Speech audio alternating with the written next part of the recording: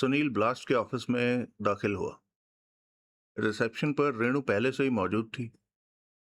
सुनील की उससे निगाह मिली तो उसने सुनील को इशारे से करीब बुलाया। सुनील रिसेप्शन पर पहुंचा। संयोगवश उस घड़ी वहां कोई नहीं था। ये कोई टाइम है आने का? रेणु बोली। क्यों, क्या हुआ टाइम को? सुनील सकपकाया सा बोला। 12 बजने को हैं। तो तुम्हें 10 बजे यहां होना चाहिए था। वो किस लिए? क्या हुआ था 10 बजे यहां? अरे, हुआ कुछ नहीं था। तो फिर क्यों होना चाहिए था मुझे 10 बजे यहां? क्योंकि दफ्तर का टाइम 10 बजे का है। ओह, तो तुम मुझे वक्त की पाबंदी सिखा रही हो। लेकिन तुहाने हमदम, हवाएं कहीं पाबंदियों के दायरे में आती हैं, खुशबुएं कहीं वक्त के बांधे बंधती हैं, उजाले कहीं गिरफ्तार करके रखे जा सकते हैं। क्या कहने, आज तो आसमान में उड़ रहे हो। सुनील बड़ी शान से हंसा। अगर जमीन पर आ जाओ तो मेरे पास तुम्हारे लिए एक मैसेज है। क्या? तुम्हें राय साहब याद कर रहे हैं। राय साहब याद कर रहे हैं? Bright eyes. ये राय साहब, राय बहादुर वगैरह तो अंग्रेजों के साथ लद गए। मालूम? मालूम। मैं मिस्टर रॉय की बात कर रही हूँ। न्यूज एडिटर रॉय की, तुम्हारे बॉस की। अच्छा, वो? हाँ, वो। उनका हुक्म है कि हवाएं, खुशबुएं, उजाले यहां आते ही उनकी हाजिरी भरें। यानी कि मैं? हाँ। यहां आते ही? हाँ। जाने बाहर, ऐसा नादिर शाही हुक्म तो मुझे खुद मलिक साहब नहीं दे सकते। रॉय की तो बिसात ही क्या है। यानी कि नहीं जाओगे मिस्टर रॉय के पास? फौरन यहां आते ही तो हरगिज नहीं जाऊंगा। तो कब जाओगे? जब मेरी मर्जी होगी। कब मर्जी होगी तुम्हारी? 5 मिनट बाद। 5 मिनट तो हो गए। तो मैं 6 मिनट बाद जाऊंगा, भले ही तबाही आ जाए। रेणु की हंसी छूट गई। हंसती है? सुनील आंख निकाल कर बोला। रेणु पूर्वतः हंसती हुई बोली, हाँ, हंसती हूं। मेरे पर हंसती है? और कौन है यहां? तेरी ये मजाल। हाँ, मेरी ये मजाल। हंसना नौजवान लड़कियों की तंदुरुस्ती के लिए अच्छा होता है, इसलिए जा, तुझे माफ किया। खामखा, मैंने कब माफी मांगी? सुनील ने उसे फिर घूरा। नहीं मांगी? रेणु निडर भाव से बोली, नहीं मांगी। लेकिन मांगोगी तो सही ना, इसलिए। नहीं मांगूंगी। तो तुझे ऑन अकाउंट माफ किया। रेणु फिर जोर से हंसी। तभी स्विच बोर्ड पर कॉल आने का सिग्नल आने लगा। रेणु को कॉल रिसीव करते छोड़कर सुनील वहां से हटा और सीधा राय के कक्ष में पहुंचा। नमस्ते। सुनील धम से कुर्सी पर ढेर होता हुआ बोला। न्यूज एडिटर रॉय ने सिर उठाया और अपने बाईफोकल्स में से उसकी तरफ झांका। वो बोला, आओ, मैं कब से तुम्हारा इंतजार कर रहा हूं। कौन मरा? सुनील बोला। कौन मरा? रॉय हकबकाया सा बोला। मैं तुमसे पूछ रहा हूं। भाई, कोई नहीं मरा। तो फिर जरूर कहीं भूचाल आ गया होगा। ये किसने कहा? यानी कि भूचाल भी नहीं आया? नहीं भाई। तो फिर मेरा इंतजार क्यों कर रहे थे? क्यों याद कर रहे थे मुझे इतनी बेसब्री से? भाई, मेरे पास एक काम है तुम्हारे लिए। ओह, काम है? हाँ, क्या काम है? आजकल क्या कर रहे हो? कुछ नहीं, मक्खियाँ मार रहा हूँ। इस कदर बेकार और बेजार हूँ आजकल कि मुझे तो ये अंदेशा होने लगा है कि कहीं प्लैनेट अर्थ पर प्राणी मात्र ने मोह माया त्याग तो नहीं दी, राग द्वेष से किनारा तो नहीं कर लिया। वरना क्यों कहीं कोई किसी के खून का पैसा नहीं हो रहा? क्यों कहीं कोई किसी की गिरह नहीं काट रहा? क्यों कहीं सब कुछ होगा? रॉय ने आश्वासन भरे स्वर में बोला।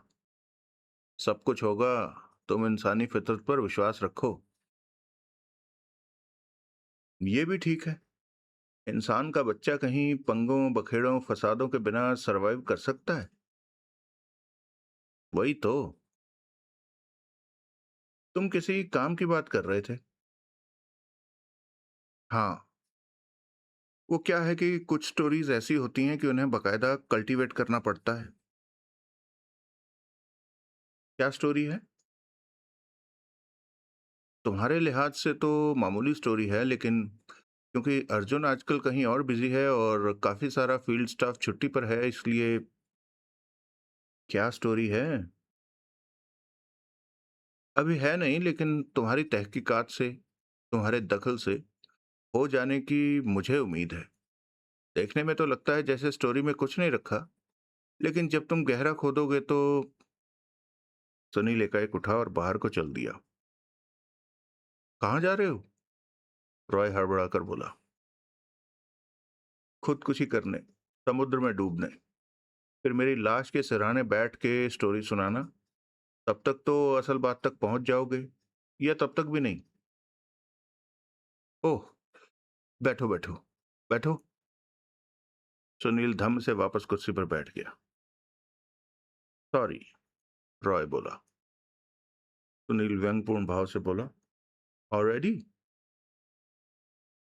वो क्या है कि फिर शुरू होने लगे हो? Sorry sorry. तुमने गगन महल का नाम सुना है? नहीं। यूं आनन फानन जवाब ना दो।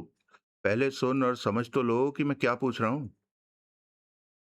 सुनील खामोश रहा। गगन महल पुराने झेरी गांव से कोई 6 मील आगे स्थित है।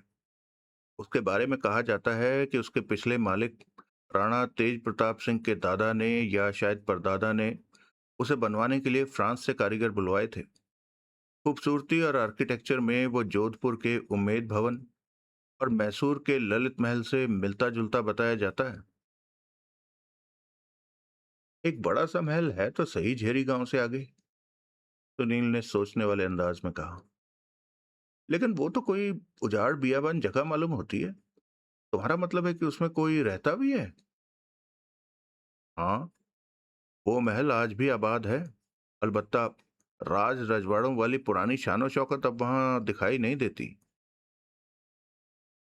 कौन रहता है वहां? वो शख्स जिसका अभी तुमने नाम लिया, राणा तेज प्रताप सिंह?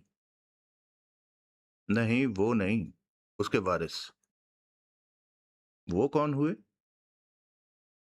राजकुमारी रूप कंवर और उसका एक जुड़वा भाई भानु प्रताप सिंह। गगन महल के मौजूदा मालिक वही दोनों हैं। उनके पिता तेज प्रताप सिंह का स्वर्गवास हो चुका है। और ये राजकुमारी और उसका भाई उसके इकलौते वारिस हैं। वारिस यही हैं क्योंकि उनके पिता ने अपनी वसीयत में इन्हीं दो को अपना वारिस करार दिया था। वैसे उनके 3 बड़े भाई और हैं, जिनमें से दो, गगन प्रताप सिंह और जो कि सबसे बड़ा है, और चंद्र प्रताप सिंह जो कि जुड़वा भाई बहनों से बड़ा है, यहाँ राजनगर में ही स्थायी तौर पर बसे हुए हैं। तीसरा भाई सूर्य प्रताप सिंह जो कि गगन प्रताप और चंद्र प्रताप के बीच का है, कहने को तो राजनगर में ही रहता है, लेकिन सुना है कि वो साल में कम से कम नहीं तो 11 महीने राजनगर से बाहर विदेश भ्रमण पर रहता है। 3 बड़े भाइयों के होते हुए सबसे छोटे भाई बहन वारिस कैसे बन गए? पता नहीं, ये भी तफ्तीश का मुद्दा है। स्टोरी क्या है? स्टोरी ये है कि सुनने में आया है कि गगन महल के मौजूदा मालिकान वो राजकुमारी और उसका जुड़वा भाई आजकल भारी आर्थिक दबाव से गुजर रहे हैं। वो करते धरते कुछ नहीं भाई, वो शाही खानदान से हैं, कोई नौकरियां थोड़ी करेंगे। आय का कोई और साधन होगा। गगन महल के साथ ही कोई शेयर वगैरह उन्हें विरसे में मिले बताए जाते हैं। उन्हीं के डिविडेंड से गुजारा चलता है। लेकिन सुनील, सुना है कि बस गुजारा ही चलता है। बाकी तीन भाइयों की आर्थिक स्थिति कैसी है? ठीक है।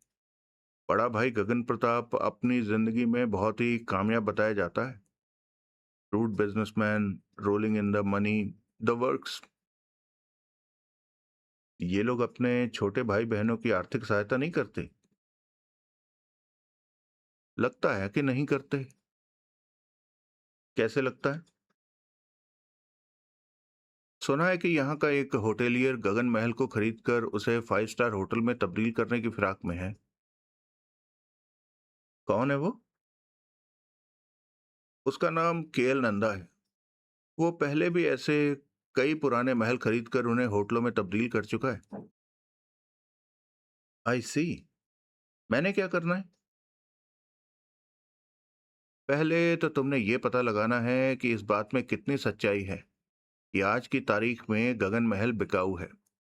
दूसरे ये पता लगाना है कि उन भाई बहनों में ऐसी आपसी रंजिश क्या है जो वो अपने पुरखों के महल को बेचने पर मजबूर हैं। बावजूद इसके कि सबसे बड़ा भाई फिल्दी रिच बताया जाता है और यहाँ बसे बाकी दो भाई भी आर्थिक रूप से काफी संपन्न बताए जाते हैं। तुमने ये पता लगाना है कि गगन महल की मौजूदा बुरी हालत और उसके वर्तमान मालिकान की खस्ता आर्थिक स्थिति एक शाही परिवार के आपसी राग द्वेष का नतीजा तो नहीं। कहीं ऐसा तो नहीं कि बड़े भाई ही छोटी बहन और भाई को बर्बाद करने पर तुले हों। ऐसा भी हो सकता है?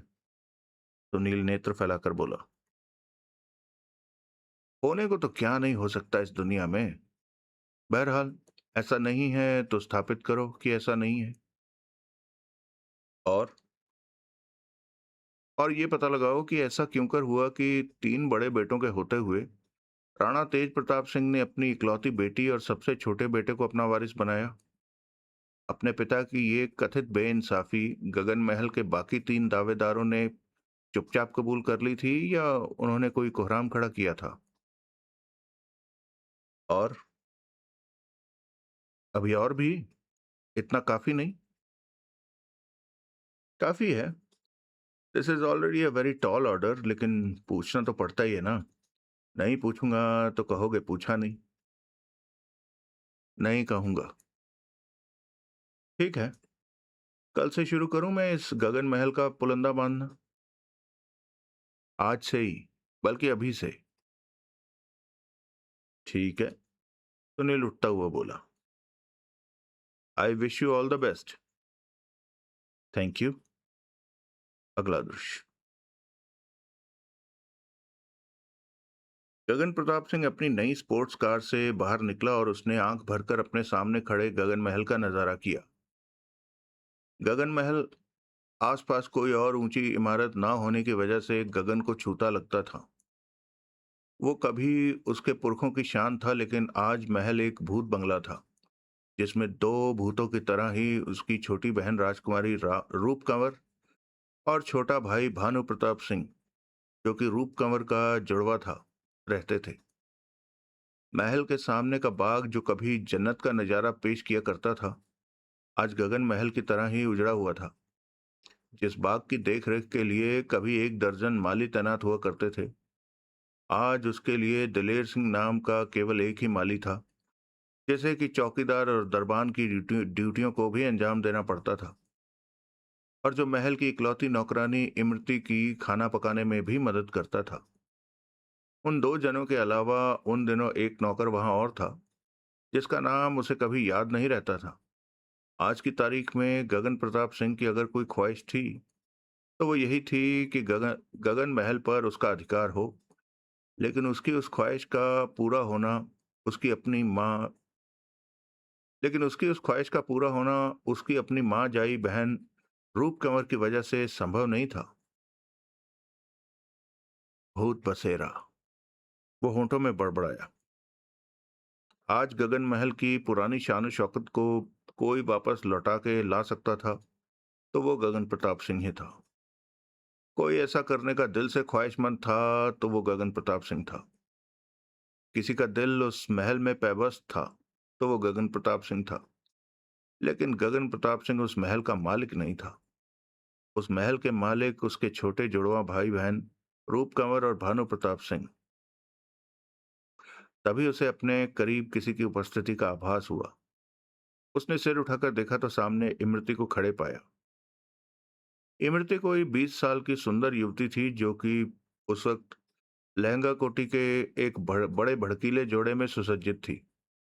उसने झुककर गगन प्रताप सिंह का अभिवादन किया जिसे कि उसने यंत्र चालित ढंग से हाथ हिलाकर स्वीकार किया।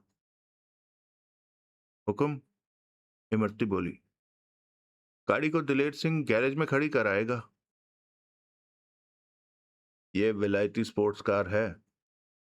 गगन प्रताप सिंह हौले से खांसा और फिर भुनभुनाता हुआ बोला, बग्गी नहीं है जिसमें दिलेर सिंह घोड़े जोतेगा और अस्तबल में ले जाके खड़ी कराएगा। इमरती मुंह पर हाथ रखकर खीखी करके हंसी। कितना अदब होता था बांदियों में उनके पुरखों के जमाने में। और एक ये इमरती थी जो उसके सामने चुहाड़ की तरह खड़ी थी और खी खी करके दांत निकाल रही थी। गाड़ी में खुद गैराज में गाड़ी में खुद कर लूंगा, समझी? जो हुक्म। अब रास्ते से हट। वो एक तरफ हटी। गगन प्रताप सिंह ने महल के भीतर कदम रखा। गगन महल में कुंवर जी का स्वागत है। गगन प्रताप सिंह ने सिर उठाकर आवाज की दिशा में झांका तो उसने सामने की विशाल सीढ़ियां उतरकर नीचे आती अपनी बहन को देखा। रूप कंवर उससे 10 साल छोटी, यानी कि कोई 40 साल की मामूली शक्ल सूरत वाली स्त्री थी जिसने शादी नहीं की थी। उसके आज भी कुंवारी बैठी होने के पीछे उसकी मामूली शक्ल सूरत का भी हाथ था। उसके व्यक्तित्व में एक रौब जरूर था, शाइस्तगी जरूर थी, लेकिन आधुनिक समाज में उन गुणों का कदरदान शायद कोई नहीं था।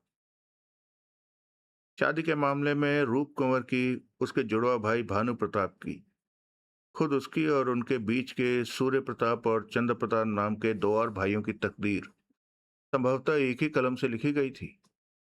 आज की तारीख में वो पांचों के पांचों अविवाहित थे। सबके सब सबके साथ वजूहत जुदा थी, लेकिन नतीजा एक ही था कि सब अविवाहित थे।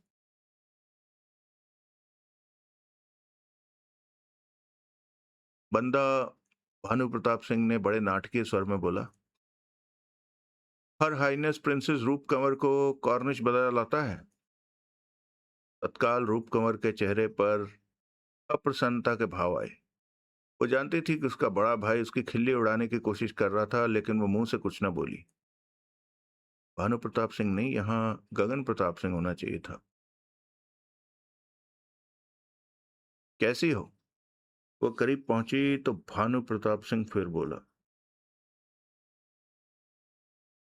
"हम्म, चलो।"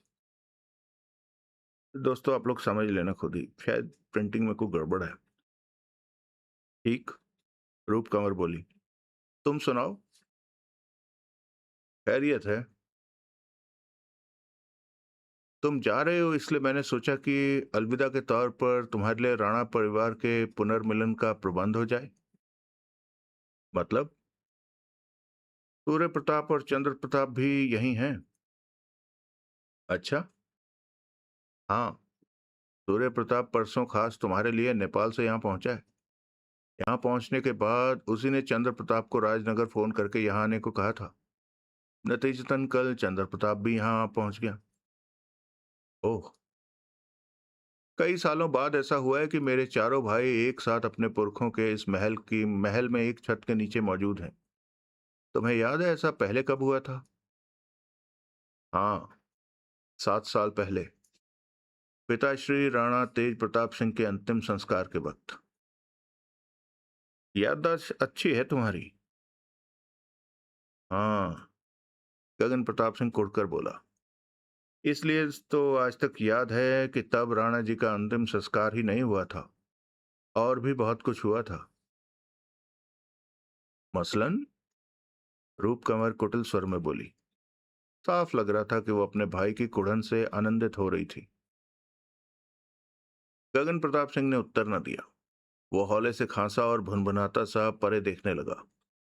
उसकी बहन जो बात उससे कहलवा कर उसे टॉर्चर करना चाहती थी वो ये थी कि तब राणा तेज प्रताप सिंह की वसीयत पढ़ी गई थी, जिसमें कि रूप कंवर और भानु प्रताप सिंह को राणा जी का वारिस और गगन महल का मालिक करार दिया गया था। तुम्हारा कक्ष तैयार है? रूप कंवर बोली। शुक्रिया, गगन प्रताप शुष्क स्वर में बोला। शुक्रिया की कोई बात नहीं। मेहमान नवाजी राणा वंश की और गगन महल की परंपरा है। ओ, तो मैं यहाँ मेहमान हूँ? खास मेहमान, जिसका यहाँ सदा स्वागत है, जिसका कक्ष यहाँ सदा तैयार रखा जाता है। खुद वहां तक पहुंच जाओगे या मैं पहुंचा कर आऊं? पहुंच जाऊंगा। तुम्हारा सामान कहाँ है?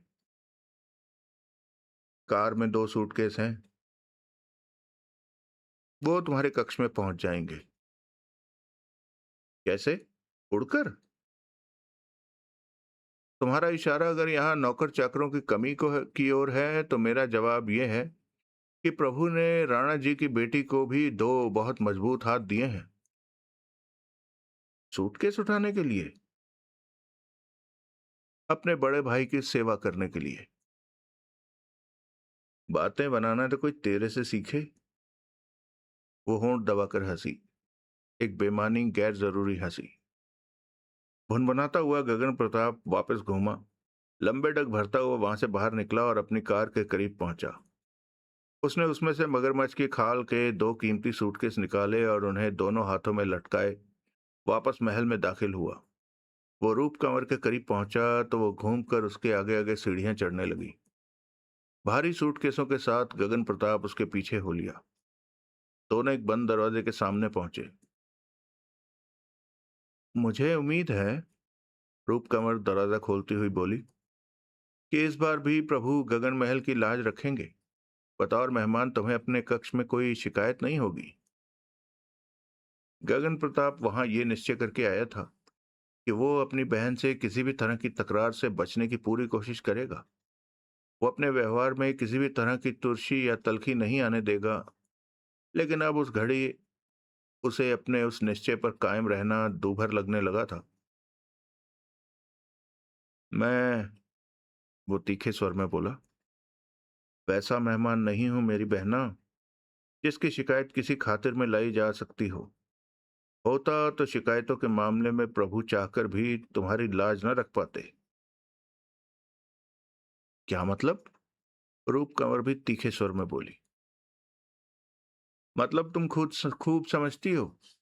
गगन प्रताप भीतर दाखिल होकर सूटकेस जमीन पर ढेर करता हुआ बोला।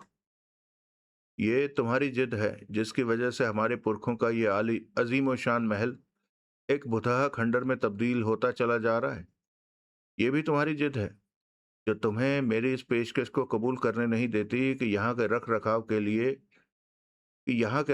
के लिए दरकार तमाम खर्च मैं उठाने को तैयार हूं।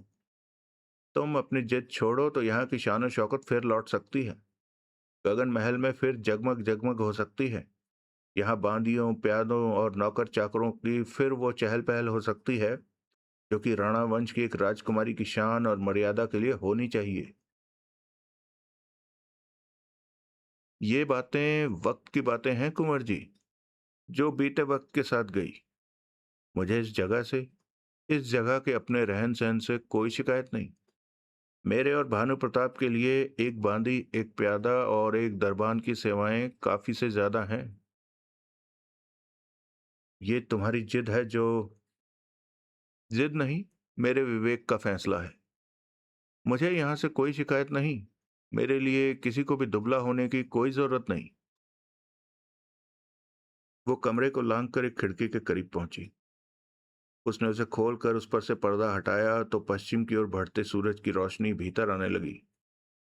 वो एक विशाल कमरा था, जिसके फर्श पर निरंतर इस्तेमाल से खूब घिस चुका कालीन बिछा हुआ था। एक और आबनूस की काली लकड़ी का नक्काशीदार पाँव पाँव वाला पलंग पड़ा हुआ था। दूसरी ओर वैसी लकड़ी की दो भारी अलमारियां थीं और खिड़की के नीचे एक दराजों वाली टेबल थी जिस पर गुलाब के कई रंग के फूलों का एक गुलदस्ता रखा था। एक तरफ आतिशदान था जिसमें उस घड़ी जलती लकड़ी के लट्ठों की आग सारे कक्ष को उष्णता प्रदान कर रही थी। कमरे की ऊंची छत के साथ एक बिलौरी फानूस लटक रहा था, लेकिन उस घड़ी उसमें कोई रोशनी नहीं थी। गगन प्रताप के चेहरे पर संतोष के भाव आए। उसने छाती फुलाकर गहरी सांस ली और गर्व से चारों तरफ निगाह दौड़ाई। ये उसका कक्ष था, ये उसका घर था। उसकी बहन कुछ भी कहे, कुछ भी सोचे, कुछ भी समझे, ये उसका अपना आवाज था। रूप कंवर ने एक बार फिर तस्दीक की कि वहां मेहमान की सुविधा के लिए हर चीज मौजूद थी, और फिर बोली, मैंने मंजरी को भी डिनर पर इनवाइट किया है। गगन प्रताप की भवें उठी। ठीक किया ना मैंने, कुंवर जी। गगन प्रताप के चेहरे पर रंगत बदलने लगी। वो अपने दाएं हाथ को मुंह के सामने ले जाकर सिर झुकाकर हौले से खांसा, लेकिन वह जानता था कि वह तमाम कोशिशें उस घड़ी बेमानी थी, क्योंकि उसकी बहन उसके मन के भाव उसके चेहरे पर से पहले ही पड़ चुकी थी। ऐसी ही थी रूप कंवर, किसी के भी मन में बहुत भीतर तक झांक लेने में सदा सक्षम। चंद्र प्रताप को रूप कंवर फिर बोली, मैंने मंजरी के आगमन के बारे में बताया तो उसने साफ साफ खुश होकर दिखाया था। अपने मन के भाव अपने चेहरे पर प्रकट होने से छुपाने के लिए वो तुम्हारी तरह मुंह फेर कर खांसने कांसने नहीं लगा था। कैसी है मंजरी? विषय परिवर्तन की नीयत से गगन प्रताप ने सवाल किया। ठीक है, आजकल कहीं आती जाती नहीं है, लेकिन आज रात डिनर के लिए यहाँ आने के लिए राजी हो गई थी। कहीं आती जाती क्यों नहीं? क्योंकि उसका तलाक अभी फाइनल नहीं हुआ। फाइनल डिक्री होने में अभी 2 महीने और लगेंगे। ओह। मंजरी वो लड़की थी जिसने कभी मंजरी वो लड़की थी जिसके कभी वो और उसका मझला भाई चंद्र प्रताप दोनों दीवाने हुआ करते थे। लेकिन तब हालात ने ऐसी करवट बदली थी कि मंजरी ने उन दोनों में से किसी को अपना जीवन साथी चुनने के स्थान पर एक फिल्म स्टार को वो दर्जा देना पसंद किया था। अपने फिल्म स्टार पति शैलेश वर्मा से उसकी थोड़ा अरसा ही पटी थी, और फिर धीरे धीरे ताल्लुकात की तलखी बढ़ती बढ़ती इस हद तक बढ़ गई कि नौबत तलाक तक पहुंच गई थी। अब शैलेश वर्मा बंबई में अपनी फिल्मी दुनिया में मशगूल था और मंजरी राजनगर में बकौल रूप कंवर अपने तलाक के फाइनल होने का इंतजार कर रही थी।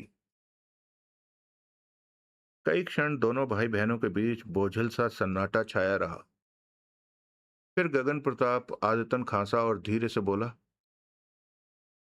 मुझे खुशी है कि तुमने मेरा और चंद्र प्रताप का ऐसा ख्याल किया और हमारी खातिर मंजरी को यहाँ इनवाइट किया।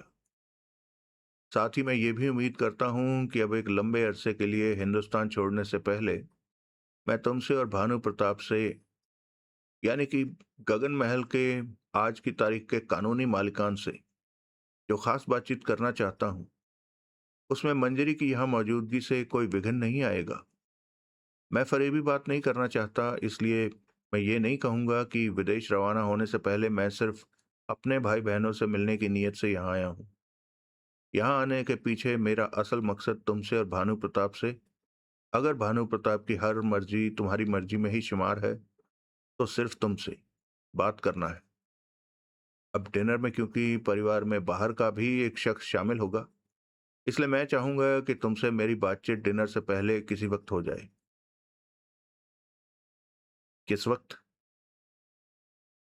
मंजरी किस वक्त पहुंचेगी यहाँ? वो तो, रूप कंवर ने एक दीवार के साथ टंगे घड़ियाल पर निगाह डालते हुए कहा, बस पहुंचने ही वाली होगी। ओह। इसलिए जो कहना है अभी कह डालो। भानु प्रताप कहाँ है? वो इस वक्त यहाँ नहीं है, कहीं बाहर गया है। लेकिन जब तुम जानते ही हो, ऐसा कह ही चुके हो, कि उसकी मर्जी मेरी मर्जी में शुमार है, तो उसका इस घड़ी यहाँ मेरे साथ होना कोई खास जरूरी नहीं। क्यों? गगन प्रताप ने उत्तर न दिया। उसने बेचैनी से पहलू बदला और मुट्ठी मुंह के सामने मुट्ठी ले जाकर उसमें हौले से खांसा। बैठो, आखिरकार वो बोला। रूप कंवर ने बैठने का उपक्रम न किया। मजबूरन गगन प्रताप को भी खड़े रहना पड़ा। वो कुछ क्षण बेचैनी से पहलू बदलता रहा, आदतन खांसा और फिर बोला, देखो, मेरी बात गौर से सुनो। मैं तुम्हारे सामने एक प्रस्ताव रखने जा रहा हूं जिस पर फौरन अपनी प्रतिक्रिया देना तुम्हारे लिए जरूरी नहीं है। तुम मेरी गैर हाजिरी में पूरे इत्मीनान से उस पर गौर कर सकती हो। तुम सुन रही हो ना मैं क्या कह रहा हूं? हाँ। मुझे नहीं लग रहा कि तुम सुन रही हो। मैं सुन रही हूं। सुन रही हो तो इधर उधर झांकना बंद करो और अपनी मुकम्मल तवज्जो मेरी तरफ दो। जो हुक्म। हुक्म। गगन प्रताप फिर से हौले से खांसा और फिर बोला, देखो, हमारे पिताश्री की वसीयत के मुताबिक गगन महल के मालिकान तुम और भानु प्रताप हो। तुम और भानु प्रताप जो कि हमारे पिता की 5 संतानों में से सबसे छोटे हो, जबकि सबसे बड़ा मैं हूं जिसे कि सबसे बड़ा पुत्र होने की वजह से स्वाभाविक तौर से अपने पिता का उत्तराधिकारी होना चाहिए था। राणा वंश में परंपरागत ऐसा ही होता चला आया है। ज्येष्ठ पुत्र, जिसे कि युवराज कहा जाता है, जो कि मैं हूं, ही पिता का उत्तराधिकारी होता है। इस लिहाज से मेरा ये सोचना स्वाभाविक है कि मेरे साथ अन्याय हुआ है। अपनी वसीयत में मेरे हक को नजरअंदाज करके तुम लोगों को गगन महल का मालिक बनाकर मेरे पूजनीय पिताश्री ने मेरे साथ घोर अन्याय किया है। जब से वो स्वर्गवासी हुए हैं तब से एक क्षण के लिए भी ये बात मेरे जहन से नहीं निकली। बावजूद इसके कि मुझे एहसास है कि ऐसा उन्होंने इसलिए किया हो सकता है क्योंकि तुम्हारी शादी ना हुई होने की वजह से और भानु प्रताप के नीम पागल होने की वजह से। वो पागल नहीं है, रूप कंवर तीखे स्वर में बोली। मैंने पागल नहीं कहा, नीम पागल कहा है। वो भी नहीं है। है। है। तुम्हारा बहन का प्यार भी, तुम्हारी उसके लिए हमदर्दी भी इस हकीकत को नहीं झुठला सकती। वो एक टांग से लंगड़ा कर चलता है। उसका दिमाग कमजोर है। कभी वो ठीक बर्ताव करता है तो कभी विक्षिप्तों की तरह प्रलाप भी करता है। बहरहाल, बहस का मुद्दा ये नहीं है कि वो ऐसा है। ये नहीं बहस का मुद्दा ये नहीं है कि वो ऐसा है। हकीकत यह है कि हमारे पिताश्री ने उसे ऐसा समझा, इसलिए उन्होंने तुम्हें, अपनी अविवाहित पुत्री को, और भानु प्रताप को, अपने विकलांग पुत्र को, अपने विरसे से नवाजा।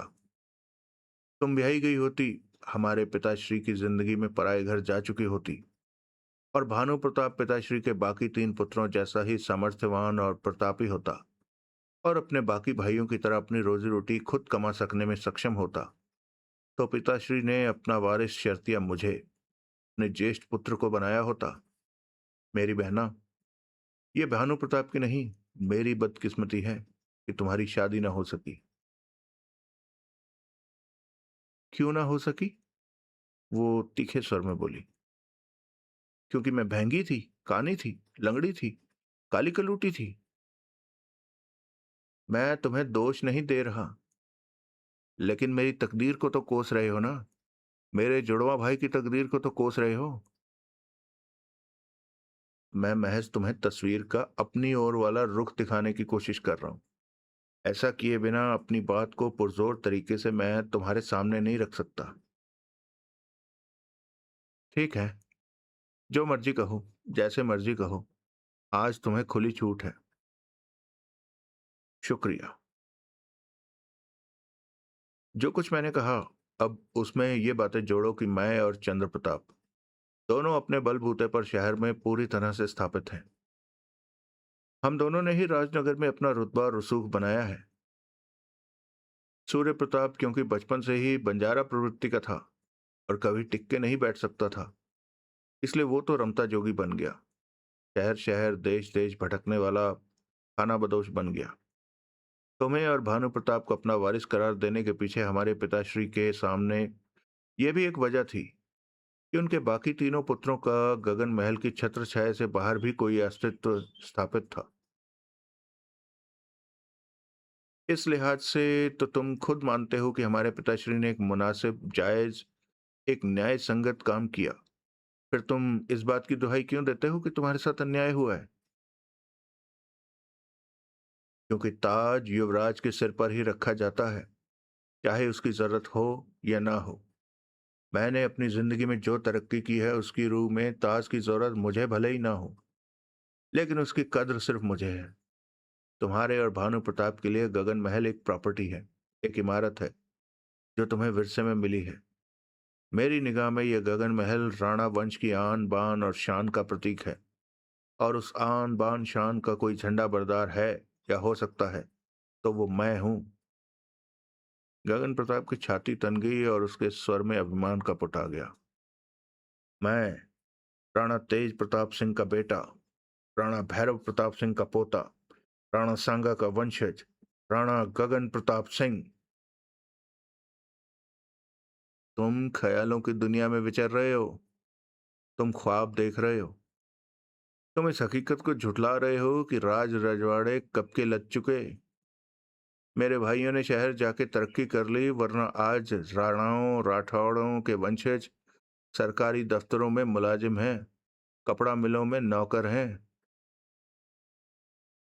मुझे लोगों की मिसालें ना दो, मुझे लोगों से कुछ लेना देना नहीं। मैं राजा का बेटा हूं और जब तक जिंदा हूं राजा का बेटा ही रहूंगा। ये बातें छोड़ो, उस बात पर आओ जिसको कहने के लिए तुम इतने उतावले हो रहे थे कि अभी कह देना चाहते थे। अपना मकसद बयान करो, असल बात पर आओ। असल बात से तुम नावाकिफ नहीं हो। असल बात वही है जो मैं पहले भी कह चुका हूं, फिर कहता हूं। खंडर बनते जा रहे गगन महल की आबरू का मुहाफिज बनने के लिए मैं तैयार हूं। इसके रख रखाव के लिए दरकार कोई भी खर्चा करने को मैं तैयार हूं। जो काम तुम्हारे बस का नहीं, जो काम हमारे पिताश्री की जिंदगी में उनके बस का भी नहीं रहा था, उसका जिम्मा मैं लेने के लिए तैयार हूं। बोलो, क्या कहती हो? वही जो मैं हमेशा कहती रही हूं। अब अब क्या कहती हो? अब भी वही कहती हूँ जो हमेशा कहती रही हूँ। मुझे तुम्हारी खैरात नहीं चाहिए। ये खैरात नहीं है। मुझे तुम्हारी पेंशन भी नहीं चाहिए। मुझे अपने मौजूदा हालात से कोई रंजिश नहीं। मैं जिस हाल में हूं ठीक हूं। वो तुम्हारा जाती मामला है, गगन प्रताप ने कुड़कर कहा। अगर तुम मुफलिसी को अपने से लिपटाए रखना चाहती हो तो ऐसे ही सही। अगर तुम ये भूल जाना चाहती हो कि तुम एक शाही खानदान की राजकुमारी हो तो यूं ही सही। अपने बड़े भाई की कोई माली इमदाद तुम्हें पेंशन या खैरात लगती है तो ये भी कबूल। अब मैं तुम्हारे सामने एक कारोबारी पेशकश रखता हूं। तुम उसको तो खातिर में लाओगी या उसे भी नहीं? क्या कारोबारी पेशकश है तुम्हारे पास? मैं गगन महल को खरीदने को तैयार हूं। तत्काल रूप कंवर की आंखों में शोले धधकने लगे। गगन महल नहीं बिक सकता, वो कहर भरे स्वर में बोली। जिस तरह गगन नहीं बिक सकता। तुमने बहुत तरक्की कर ली गगन प्रताप, बहुत पैसा कमा लिया, बहुत औकात बना ली अपनी। लेकिन ऐसे सौदे की पेशकश लेकर मेरे पास तब आना जब तुम्हारी औकात जमीन आसमान और चांद सूरज खरीदने की हो जाए। इतनी ऊंची ना उड़ मेरी बहन। गगन महल नहीं बिक सकता। नहीं बिक सकता से तुम्हारी मंशा है कि मेरे आगे नहीं बिक सकता? क्या मतलब? लेकिन नंदा के आगे बिक सकता है। नंदा? कौन नंदा? जैसे तुम नहीं जानती। पहेलियां ना बुझाओ। केएल नंदा, जिसकी सारे एशिया में लग्जरी होटल्स की चेन है, जो पहले ही गगन महल जैसे कई महलों को खरीदकर उन्हें 5 स्टार होटल्स में तब्दील कर चुका है। जो आज की तारीख में बड़े गर्व से सबको ये बताता फिर रहा है कि बहुत जल्द गगन महल भी उसके 5 स्टार होटलों की चेन की एक कड़ी होगा। नामुमकिन। लेकिन उसका दावा झूठा है, बेबुनियाद है। तुम्हारी उससे कभी कोई बात नहीं हुई? नहीं हुई। मैं न उस शख्स के नाम से वाकिफ हूं, न सूरत से। किसी बिचौलिए के साथ माध्यम से उसे अपनी नीयत तुम पर जाहिर की हो सकती है। ऐसा कुछ नहीं है। लेकिन वो जब कहता है कि मुझे नहीं पता वो क्या कहता है, मैं सुनना भी नहीं चाहती इस बाबत कि वो या कोई क्या कहता है। जो हकीकत है, जो शाश्वत सत्य है, वो ये है कि गगन महल नहीं बिक सकता। ठीक है, नहीं बिक सकता तो नहीं बिक सकता। अब मेरी दूसरी पेशकश ये है कि इसका आधा हिस्सा, इसका पूर्वी भाग जो कि रहन सहन के लिहाज से अपने आप में हर तरह से मुकम्मल है, तुम मुझे किराए पर दे दो। किराए की रकम मैं खुद तुम्हारी उम्मीद से ज्यादा मुकर्रर करने को तैयार हूं। उस रकम से भी गगन महल का काया पलट हो सकता है और यहाँ के अच्छे दिन लौट सकते हैं। गगन प्रताप ने देखा कि उसने अभी अपनी बात कहनी शुरू ही की थी कि रूप कंवर का सिर इंकार में हिलने लगा था। उसने खंखार कर गला साफ किया और फिर बोला, ठीक है, मैं कहना तो नहीं चाहता था, लेकिन तुम मुझे मजबूर कर रही हो तो कहता हूं। क्या? मैं नहीं चाहता था कि वो बुरी खबर तुम्हें मेरे जहर जरिए मिलती, लेकिन अब कुछ कहोगे भी? मेरी बहना, अभी तक तुम्हें और भानु प्रताप को जो आर्थिक आधार हासिल था, वो भी अब सरक गया समझो। क्या मतलब?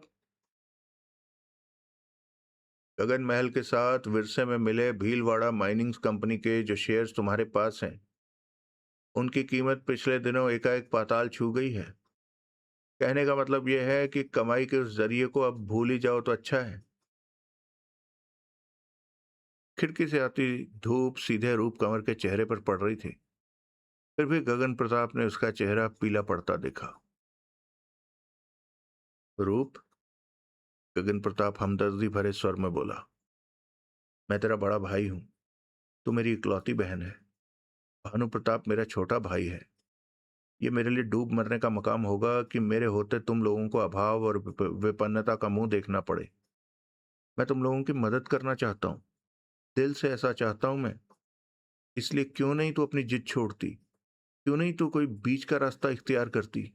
मैं, तेरा बड़ा भाई, तेरे से ये दरख्वास्त करता हूं कि मुझे कोई बड़ा भाई अपने से मुखातिब नहीं लग रहा।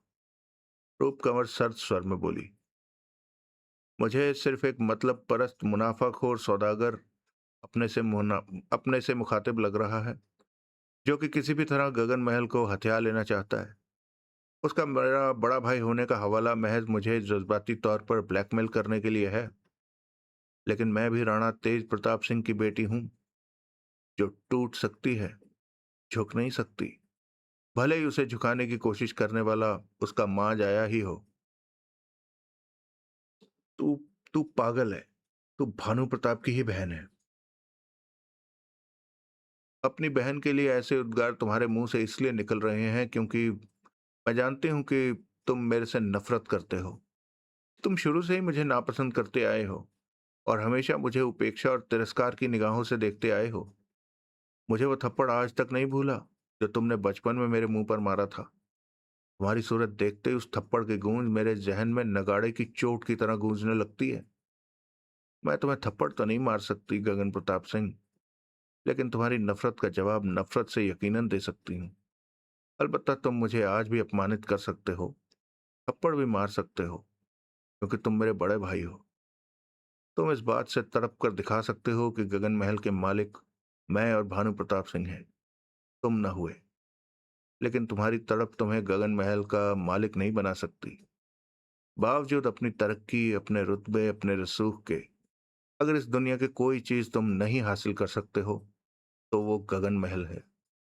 आखिरी बार सुन लो कुंवर जी, गगन महल तुम्हें नहीं मिल सकता। तुम्हारी तमाम की तमाम दौलत तुम्हें न इसका मालिक बना सकती है न किराएदार। मुझे कंगाली कबूल है, अभाव कबूल है, अपने समाजी रुतबे का पतन कबूल है, लेकिन तुम्हारा आश्रित बनना कबूल नहीं। तुम्हारी किसी मदद या मेहरबानी के बोझ तले दब के रहना कबूल नहीं। यही मेरा जवाब है, यही मेरा फैसला है। तुम जज्बात की रौ में बह रही हो सकता है, जबकि वक्त की जरूरत यह है कि तुम्हारे कदम यथार्थ के ठोस धरातल पर टिके होने चाहिए। मैंने तुम्हारे सामने एक कारोबारी पेशकश रखी है, जिसे तुम्हें कारोबारी नुक्ते निगाह से ही देखना चाहिए। ऐसी बातों में जज्बात को दखलंदाज होने देना मूर्खता है। तुम चाहे जितनी मर्जी लंबी लंबी हाँक लो, लेकिन गगन महल बिकेगा, जरूर बिकेगा। आज नहीं तो कल बिकेगा, और कल जब ऐसा होगा तो तुम्हारी जिल्लत और रुसवाई की तमाशाई तमाम दुनिया होगी। उस तौहीन से अगर तुम्हें कोई बचा सकता है तो तुम्हारा अपना भाई बचा सकता है। इसलिए अकल से काम लो। या तो गगन महल अपनी मुंह मांगी कीमत पर मुझे बेच दो, या इसका आधा हिस्सा मुझे लॉन्ग लीज पर किराए पर दे दो। अपनी खातिर नहीं तो विकलांग भानु प्रताप की खातिर मेरा कहना मानो, और ऐसा कुछ नहीं हो सकता। मेरा फैसला अटल है। हम दोनों एक छत के नीचे नहीं रह सकते।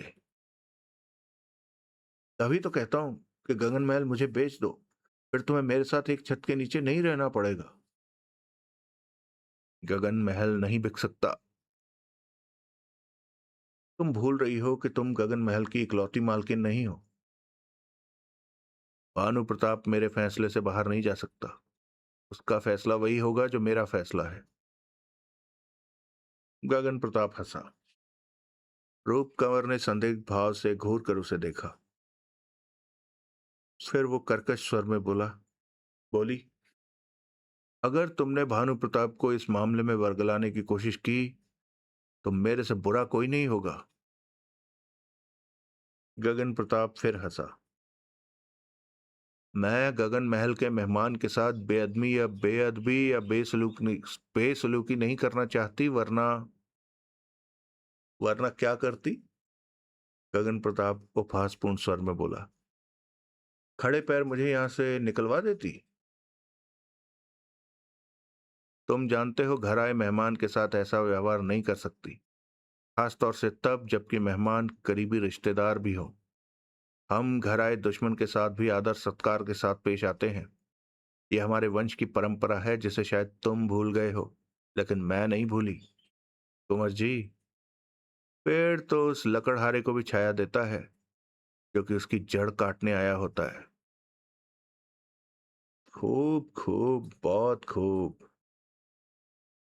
मैं तुम्हारे जलपान का इंतजाम करती हूँ। जरा 1 मिनट और रुको। चलने को तत्पर रूप कंवर ठिठक गई। जज्बाती बातें तो हम में हो गई। गगन प्रताप हौले से खांसता हुआ बोला, एक दूसरे को अपनी जात औकात भी हमने दिखा दी, लेकिन एक व्यवहारिक बात तो अब बता दो।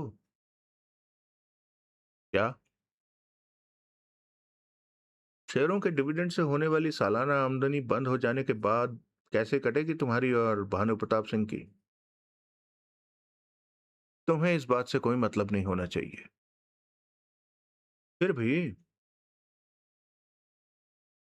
फिर भी ये कि जब दांत न थे तब दूध दियो, जब दांत दियो तो अन्न भी दइयो। ये अलंकारिक बातें हैं। मैं तुम्हारा कोई व्यवहारिक जवाब सुनने का तमन्ना ही था। व्यवहारिक जवाब भी यही है। मेरी बहना, आज की तारीख में यहाँ दो और भाइयों की मौजूदगी का कोई खास मतलब तो नहीं? क्या मतलब? जो मदद तुम्हें मेरे जरिए नाकबूल है, वो तुम चंद्र प्रताप या सूर्य प्रताप से हासिल करने की फिराक में तो नहीं हो?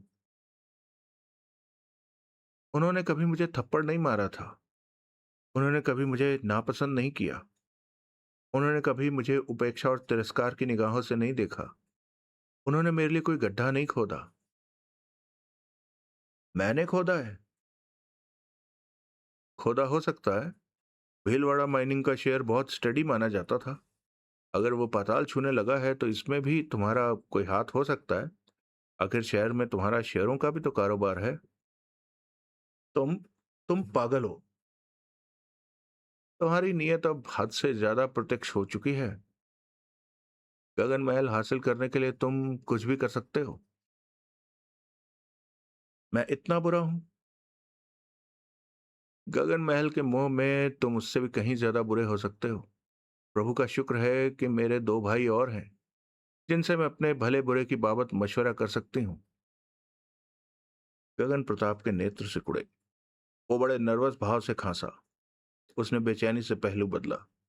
फिर कुछ कहने के लिए मुंह खोला तो रूप कंवर पहले ही बोल पड़ी। अब मैं विदा लेना चाहती हूँ। चाय पर मुलाकात होगी। फिर वो लंबे लंबे डग भरती वहां से बाहर निकल गई। रूप कंवर जिस वक्त नीचे पहुंची ऐन उस वक्त उसका जुड़वा भाई भानु प्रताप हॉल में दाखिल हो रहा था। हाल में उस घड़ी उसका बड़ा गगन प्रताप से छोटा भाई सूर्य प्रताप भी मौजूद था, जिसे कि गगन प्रताप ने खाना बदोश का दर्जा दिया था। भानु प्रताप बार बार वापस घूमकर तब भी पोर्टिको में खड़ी गगन प्रताप की विदेशी खुली स्पोर्ट्स कार की ओर देख रहा था। बड़े भैया की होगी। रूप कंवर करीब पहुंची तो वो बोला। क्या? रूप कंवर बोली। ये कार। और क्या? क्या शानदार कार है। जी चाहता है हम लेके भाग जाएं इसे। खबरदार। चाबी भी तो इग्निशन में ही मौजूद है, इसलिए। भानु, जिसे कुछ नहीं चाहिए उसके पास सब कुछ होता है। जिसे कुछ चाहिए होता है उसके पास कुछ नहीं होता। भानु, ऐसी बातें नहीं करते। लेकिन भानु प्रताप एक बड़े दार्शनिकतापूर्ण स्वर में बोला। सब ठाट पड़ा रह जाएगा जब लाज चलेगा बंजारा। बात पते की कह रहा है। सूर्य प्रताप बोला। ये पते की नहीं, सनक की बातें करता है। रूप कंवर बोली। कई बार इसे खुद नहीं मालूम होता कि ये क्या कह रहा है। भानु एकाएक हंसा। एक खोखली बेमानी हंसी। क्षण भर को रूप कंवर के चेहरे पर वितृष्णा के भाव आए। फिर वह तत्काल बड़े व्यस्त भाव से बोली। दीवान खाने में चलिए, वहां चाय इंतजार कर रही होगी। जरूर। सूर्य प्रताप बोला। चंद्र प्रताप कहाँ है? मैं यहाँ हूं। रूप कंवर ने आवाज की दिशा में देखा तो उसे अर्धवृत्ताकार सीढ़ियों की ओट में हाथ में एक शॉटगन लिए खड़ा अपने से बड़ा भाई चंद्र प्रताप दिखाई दिया। उस घड़ी चंद्र प्रताप घुड़सवारों जैसी पतलून और बंद गले का कोट पहने था। गले में कोट के ऊपर वो एक मोतियों की माला और अपने बाएं हाथ के बीच की अंगूठी में अपना नाम गुरी सोने की भारी अंगूठी पहने था। बालों में वो मांग नहीं निकालता था, जिसकी वजह से उसका भाल बहुत उन्नत लग रहा था। हाथ में शॉटगन थामे चंद्र प्रताप के चेहरे पर उस घड़ी ऐसा तेज था जैसे किसी प्रतापी राणा के प्रतापी राजकुमार के चेहरे पर ही हो सकता था।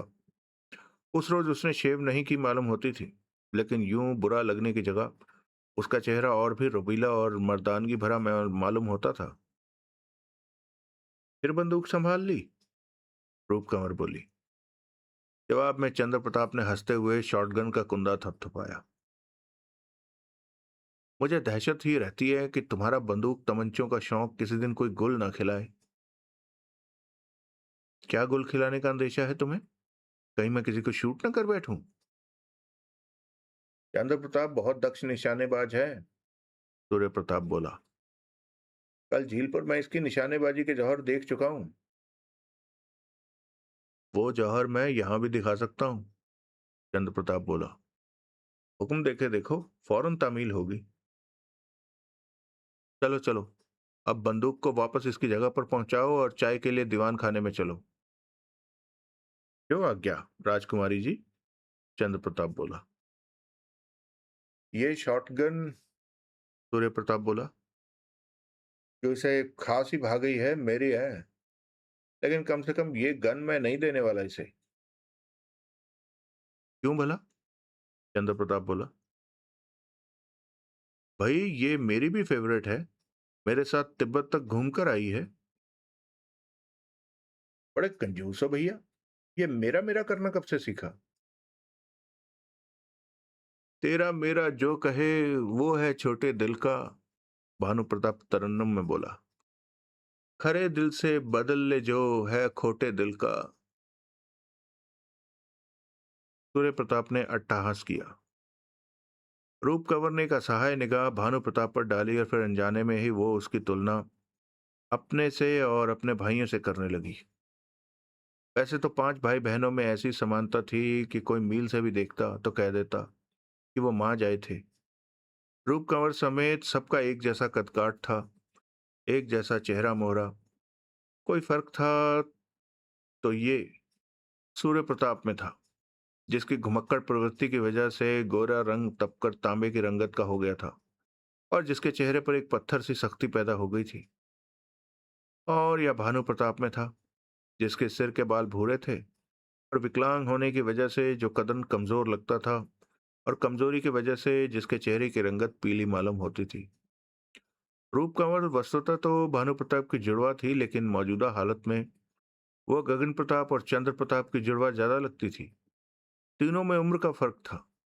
वो 40 की थी, चंद्र प्रताप 45 का था और गगन प्रताप 50 का था। वरना उनमें समानता की कोई कमी नहीं थी। अपनी तब तक की जिंदगी में रूप कंवर का सबसे कम वास्ता सूर्य प्रताप से पड़ा था। वजह यही थी कि वो कभी कहीं टिकता ही नहीं था। तिब्बत जैसी जगह पर वो उन दिनों हो आया था जबकि वह चीन अधिग्रहण की वजह से सारी दुनिया के लिए, हिंदुस्तानियों के लिए खास तौर से बंद था। संसार की कई ऊंची चोटियां चढ़ चुका था। 2 बार माउंट एवरेस्ट के शिखर पर पहुंचने की भी कोशिश कर चुका था, लेकिन दुर्भाग्यवश सफल नहीं हो सका था।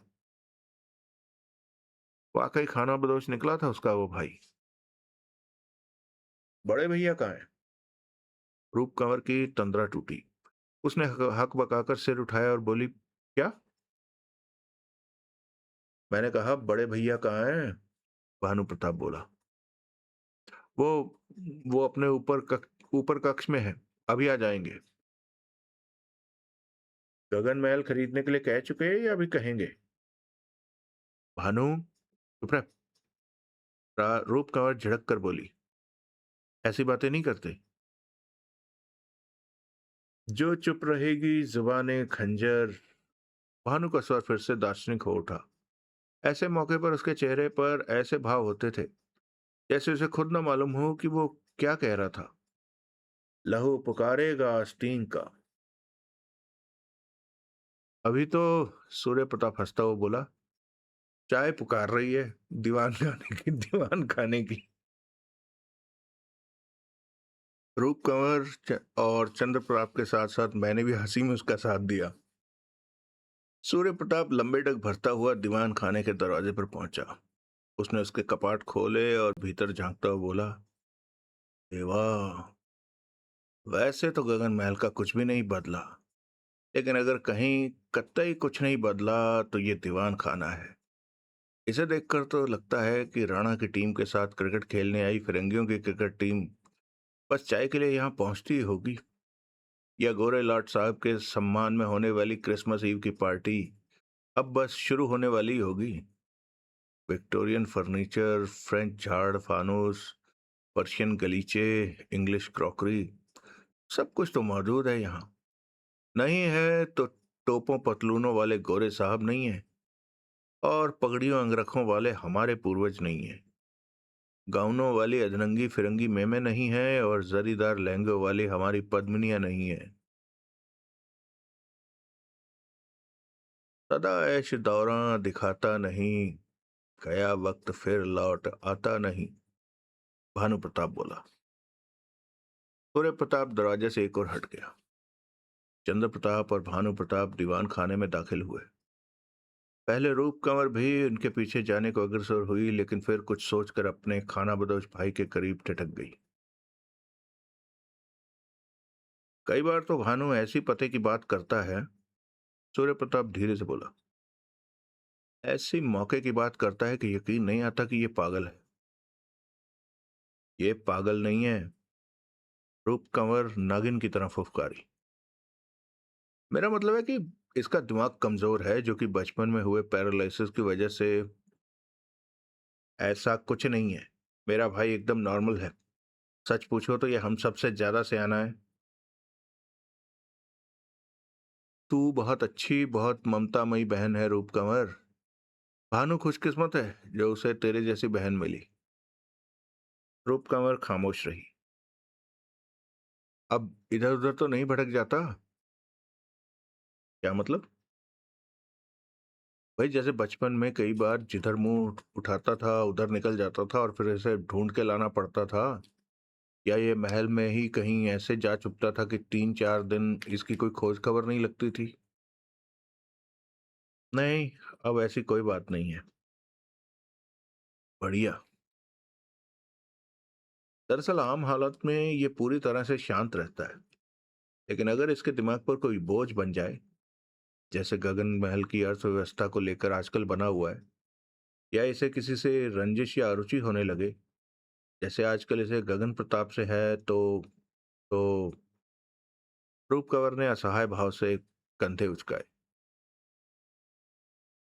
गगन प्रताप का आतंक तो हम सारे जने ही शुरू से झेलते चले आ रहे हैं। सूर्य प्रताप बोला। हम नहीं झेलने वाले। मेरा मतलब है मैं और भानु प्रताप नहीं झेलने वाले। पहले झेलते थे तो झेलते थे, अब नहीं झेलने वाले। हम्म। आओ भीतर चलें। दोनों भीतर दाखिल हो गए।